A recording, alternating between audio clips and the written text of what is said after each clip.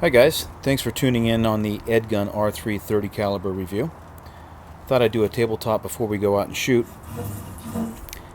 And actually, I've already shot this gun a little bit, but I'd like to kind of go through the different features of the gun and talk about the differences between the two guns. So first, let's take a look at the 30 caliber. I'll go ahead and put this up here so we can get a better look at it. And at first glance, you can tell there's a difference by this big offset moderator. Now, Ed had made two generations. This is the second generation.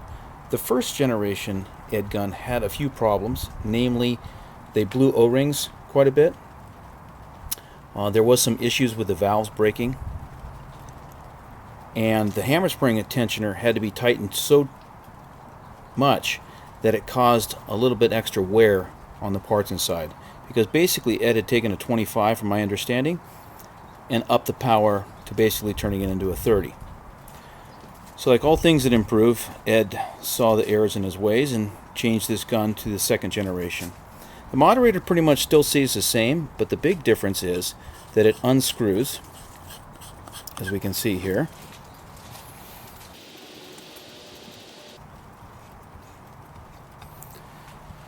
Where the first generation was basically just a pull-off. The other major change that you can see here from the second generation and also the standard EDgun R3 M22 or 25 is that the breech here is connected via bolts that come from underneath, not through the top. And if we take a look at the R3 M22, you can clearly see how the breech is connected.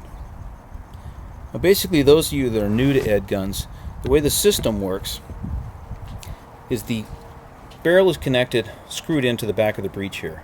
The barrel travels through this tube and into the part of the moderator shroud. The shroud itself has a special fitting here that helps suck the barrel into the breech, for lack of a better term, tensioning the barrel, and it's a true free float system. Part of the reason why Ed guns are so accurate. The other major changes that Ed did to this gun is that he changed the hammer spring tensioner from what he told me. Made it so the valve doesn't have to be hit as hard. He also changed the valve from a plastic one to a bronze one, and this should give for more long life. The O-ring is a different size as well.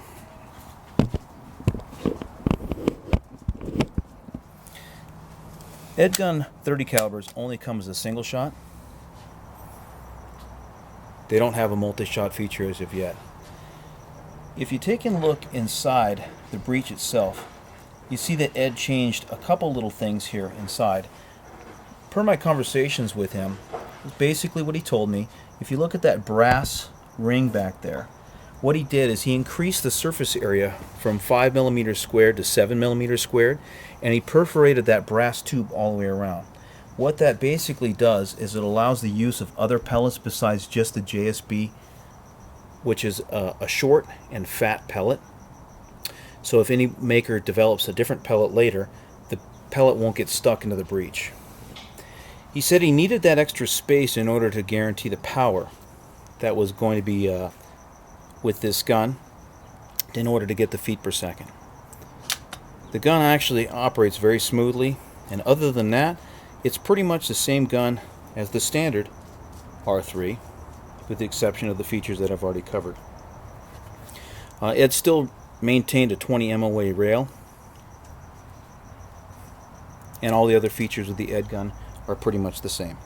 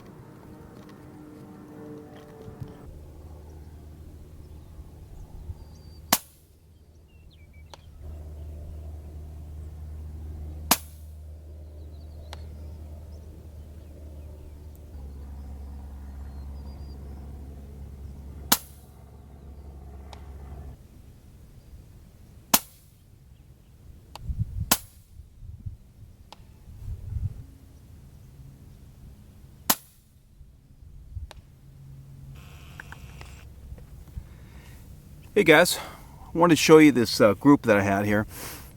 You can see here the pellets were going to the left. My wind flag wasn't really picking up the wind, but typical in the desert, I'm having 2 or 3 different wind events I'm dealing with. The wind at me was actually quite calm, and when I went up to my target, I realized that it was gusting up on that hill a little bit. It's kind of typical as the earth starts to warm up. The cooler air starts to fall down the hill, and you can often get breezes. If you take a look at the topography right here, that's something you look for here. The cool air in the morning will definitely fall down that hill and give you a breeze. Anytime you have like a hump right there in between 2 chutes or 2 valleys, you're going to get a little bit of wind. That's the yardage. I'm a little bit closer than I was, but that's the yardage, 262 yards that I was at.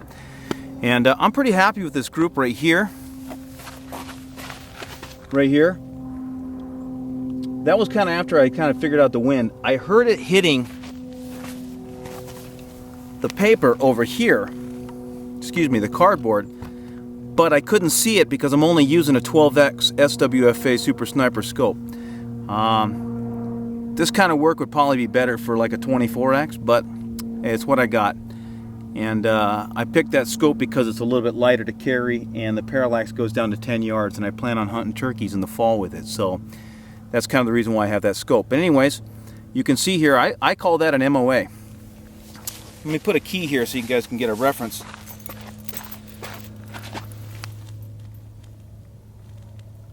That's 262 yards. I think that's MOA. I don't know if you guys agree with me. I don't really have a set of calipers to measure it. And I'm cheap, so I'm going to use this target for more shooting. So I won't be able to remember which holes are which. Oh man, I knocked it over.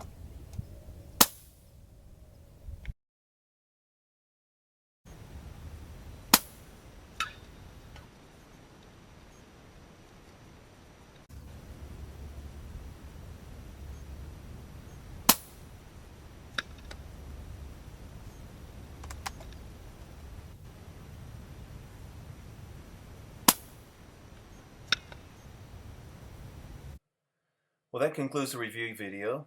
Hope you found it informative. Just some final thoughts. The gun is incredibly accurate, more accurate than I am. I think the 30 caliber is impressive in its power, and I really don't think that Ed has a competitor right now for a gun like this for its size, power, and weight. I don't know of another 30 caliber that could really compete with it. I enjoyed shooting it, and hopefully I'll get better with it over time. So thanks again for watching. Don't forget to hit like and subscribe, and be on the watch for new review videos coming soon.